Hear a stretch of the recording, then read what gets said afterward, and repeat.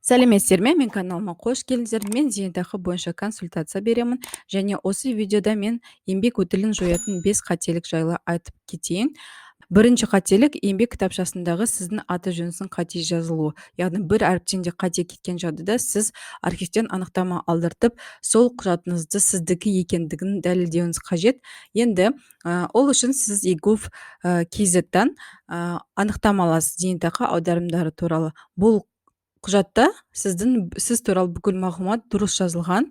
Сол бойынша сіз салыстырасыз. Мына жерге қарап кетсеңіз, Мейрамкүл деп жазылып тұр. Зейнетақы аударымдары туралы анықтамада, ал еңбек кітапшасында Мейрамкүл, яғни мягкий знакпен жазылған.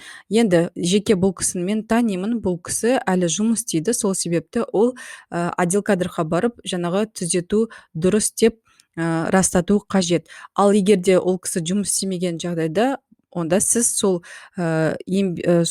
еңбек кітапшасында жазылған бүкіл запистерге архивтен анықтама алып, сол өзіңізге тиесілі екенін дәлелдеуіңіз қажет архивтік анықтамалармен. Екінші қателік еңбек кітапшасындағы жұмыс жасаған орынның печати көрінбей қалу. Енді сіздердің жұмыс жасаған туралы печать көрінбей қалу, ол көп кездерде кездеседі.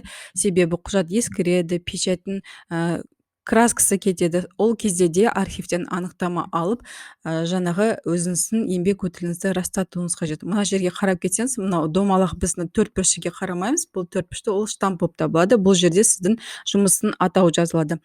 Ал мынау дөңгелек мөрде печатьта сол организацияның аты толық жазылу тұру керек. Сонымен қатар ол оқылу керек. Сол кезде сіздің еңбек өтіліңіз расталады. Үшінші қателік еңбек кітапшасындағы жұмыс жасаған даталарға түзету жасау. Мынау неге қарап кетсеңіз, мұны 01-09-1991 деп жазылып тұр. Бұл жақта датасы тұр. Сонда 01 дегенді және 09 дегенді үстінен боялған.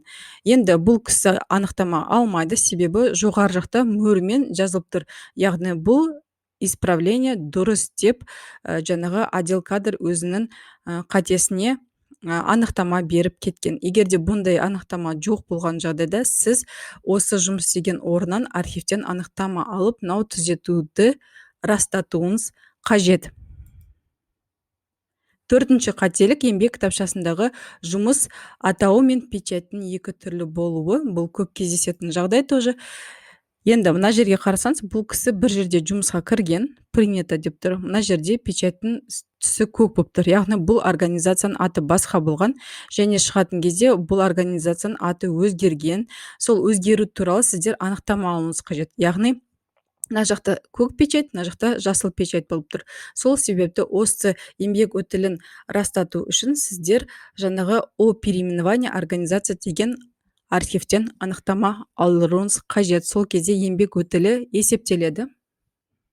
Бесінші қателік еңбек кітапшасындағы 1998 жылдан кейінгі еңбек өтілі үшін зейнетақы аударымдары болмауы. Яғни 1998 жылдың 1 қаңтарынан бастап біз еңбек өтілін тек төленген айлар бойынша есептейміз. Егерде ондай жұмыс істеді деген мәлімет сіздің еңбек кітапшаңызда болған жағдайда, бірақ аударымдар жоқ болса, бұл сіздің еңбек өтіліңізді жояды.